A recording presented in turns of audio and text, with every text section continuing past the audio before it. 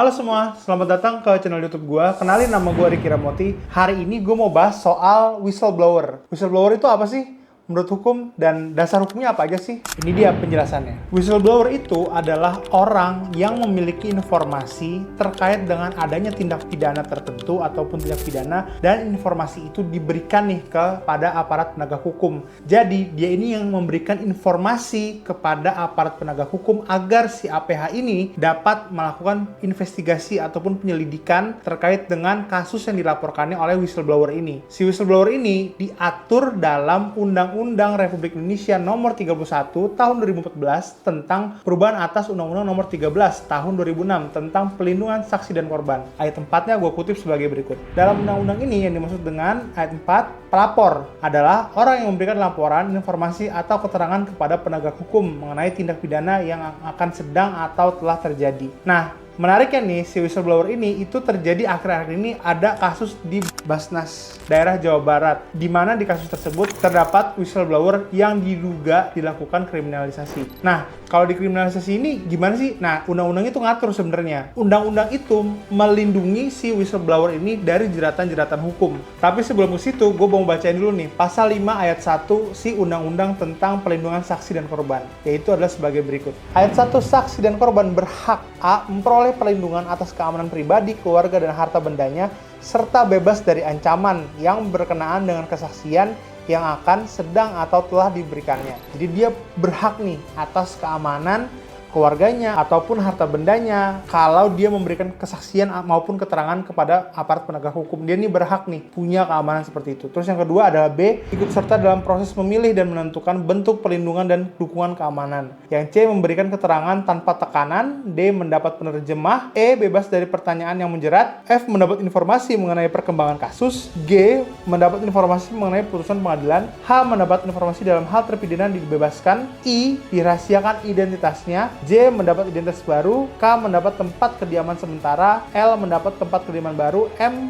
memperoleh penggantian biaya transportasi sesuai dengan kebutuhan. N, mendapat nasihat hukum. O, memperoleh bantuan biaya hidup sementara sampai batas waktu perlindungan berakhir dan atau mendapat pendampingan. Nah, pasal 5 ayat 1 ini nih mengatur hak-haknya saksi dan korban. Tapi hak-hak sebagaimana dimaktub dalam pasal 5 ayat 1 itu tuh berlaku juga nih untuk si whistleblower sendiri. Atau dalam undang-undang ini sebutannya itu pelapor. Itu diatur di pasal 5 ayat 2 dan ayat 3 tentang perlindungan saksi dan korban. Gue bacain ya. Ayat 2, hak sebagai dimana dimaksud pada ayat 1 diberikan kepada saksi dan atau korban tindak pidana dalam kasus tertentu sesuai dengan keputusan LPSK. Yang ketiga, ayat 3-nya nih, selain kepada saksi dan atau korban, hak yang diberikan dalam kasus tertentu sebagaimana dimaksud pada ayat 2 dapat diberikan kepada saksi, pelaku, pelapor, dan ahli. Termasuk pula orang yang dapat memberikan keterangan yang berhubungan dengan suatu perkara pidana meskipun tidak ia dengar sendiri, tidak ia lihat sendiri, dan tidak ia alami sendiri, sepanjang keterangan orang itu berhubungan dengan tindak pidana. Nah, jadi si whistleblower ini punya hak nih berdasarkan undang-undang. Tapi nggak itu aja, kita masuk ke pasal 10-nya ya. Pasal 10 tentang perlindungan saksi dan korban menyatakan bahwa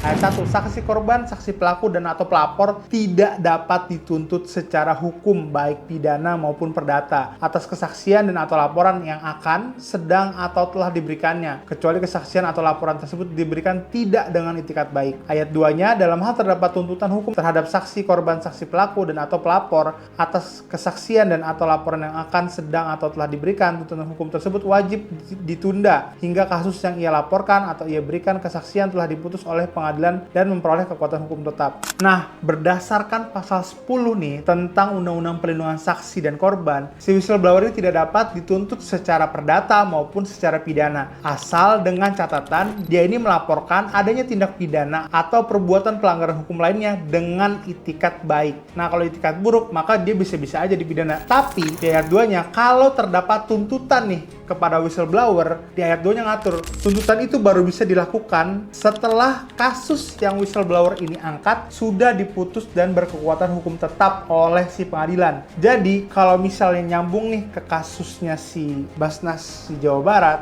artinya ketika ada orang yang jadi whistleblower dan dia melaporkan, hey, ini ada kasus dugaan korupsi. Nah, KPK atau kejaksaan itu harus mengusut dulu kasusnya. Kalau misalnya ada laporan di Polda Jawa Barat yang melaporkan si whistleblower ini, dia itu harus ditunggu nih, ditunda dulu sampai laporan terkait whistleblower ini diputus oleh pengadilan. Jadi sudah ketahuan nih laporannya valid atau enggak dan sudah diketuk palu apakah benar ada tindak pidana korupsi atau tidak. Nah, kalau misalnya benar ada tindak pidana korupsi, artinya si whistleblower ini dilindungi secara hukum. Tapi kalau misalnya tidak benar ada tindakan korupsi, maka si whistleblower ini bisa dituntut setelah kasus ini sudah berkekuatan hukum tetap, kasus yang korupsi ini. Jadi si whistleblower ini, kalau ini sudah BHT putusannya, maka si whistleblower ini dapat dituntut nih secara hukum. Jadi harus hati-hati nih, yang jadi whistleblower harus benar-benar memahami nih undang-undang tentang pelindungan saksi dan korban. Dan kalian kalau ingin jadi whistleblower, kalian juga bisa minta perlindungan ke Lembaga Perlindungan Saksi dan Korban atau LPSK. Dengan demikian nih, untuk whistleblower sendiri itu sudah ada aturan